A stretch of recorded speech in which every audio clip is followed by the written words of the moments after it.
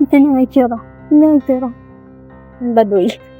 Ito may pananamit, yung mukha. Saan siyempre din kagali. Ayos na. Ano ba yan? Parang pinipig ang mukha mo. Kawawa naman. Ang mukha kasing na. Ang pangat-pangat kasi. Parang ayun yung nakikita kong bago yung kapitbahay doon. Doon sa may kabila.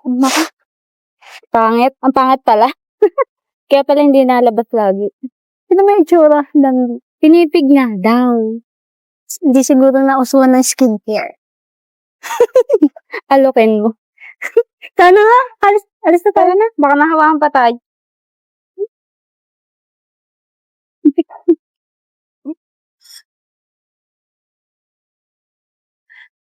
Hello? Oo.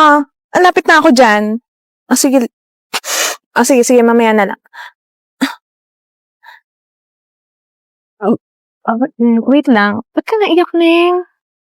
Dahil kasi akong, niusap eh. Tsaka yung talaga babae dito kanina. Talaga ba? Okay na may itsura mo. Mga pinipig. Mga pinipig? Ano mo, girl? Konting ayos lang sa'yo, maganda ka na. Pero in fairness, mukha ka nga pinipig. Ito yung stick, ito yung ice cream. Pinapasaya lang naman kita. Ikaw naman. Pakalait lang sa akin kanina. Hindi, okay lang yun. Alam mo, maganda ka. Konting ayos lang sa'yo. Ano ba? Ang init. Ano Ang init talaga dito. Kaya nga nagpipinipig yung mukha ko. Init eh. Yan, kasi hindi ka... Alam mo, dapat din nag-skincare para yung mga... Ew, look at that. Kasi Yung mga taong mga ganun, huwag mong pinapansin mo. Masasama ang ugali ng mga ganun eh. Well, wait, isip muna ako na... may naisip na ako magandang susuotin mo. hindi pa ba maganda to? Girl! Para kasi... kulay naman siya. Para kasi naunang tao dyan sa suot mo. At saka yung buhok mo. Doka, ang dry. Akadiri naman yan. Yung akin, medyo lang. Well, mabuti pa. Ulis na tayo para paganda ko na yung mukha. Let's go. Gandihin mo ko. Oo, tara dali. Totoo ba? Oo. Baka lalong pinipig ka. Hindi.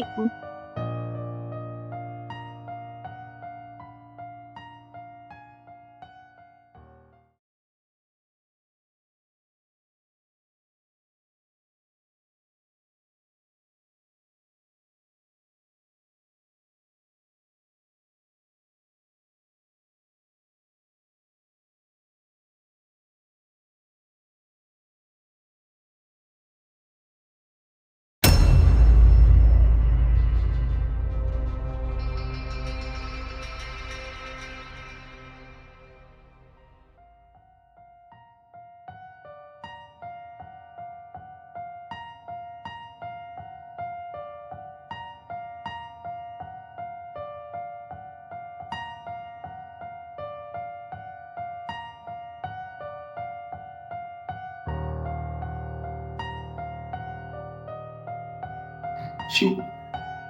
Hi, So. Hello. Sino yung kasama mo? Si Ella. Hindi mo siya nakikilala? Ganda niya, di ba? Yung ba si Ella? Oo. Totoo, mukha naman siyang niretoke, pero ano kayang klase yung pang-retoke yung ginamit sa kanya? Hindi siya niratoke, ninayusan ko siya, no? Ito mo, para nang nilagyan ng semento yung mukha niya. Anong klaseng semento kaya ang ginamit dyan? Para mapaganda ng husto. Tsaka yung yung hikaw mo. Saan mo binili yan? Sa bangketa. Tsaka yung labi mo, nangunguna pa sa ilong mo. Tsaka yung kili mo, ba't ganyan? At parang ginamitan ng grasa para mas mapakapal. Sorry ha. Parang sumala sa paningin yung mukha. Grabe ka naman magsalita. Kapatid ka bang babae? Ano na lang yung nanay mo sa mga sinasabi mo niya? Di ka ba nasasaktan para sa kanya? Di mo ba naiisip na pag may ibang tao magsalita ng gano'n sa kapatid o sa nanay ng babae? Di ka masasaktan mo? Meron ba kasama ugali mo yun? Di ka naman ganyan dati ah. Pogi-pogi mo pa naman, din yung ugali mo. Sana ilugar mo din yung ugali mo sa iba. Alam mo kasi, mga babae, hindi porket nagpapaganda kami para yung sa'yo, sa mga nag-iusahan namin namin. Tsaka hindi yung para sa ibang tao, para yung sa sarili din namin. Ano ba naman yan? Sana isipin mo na sa susunod yung mga sinasabi mo para naman hindi nakakahiya. Sana sa susunod na pagkikita natin, maayos na yung bunganga mo, magsalita. Ano? Tsaka na. Bayos, oh.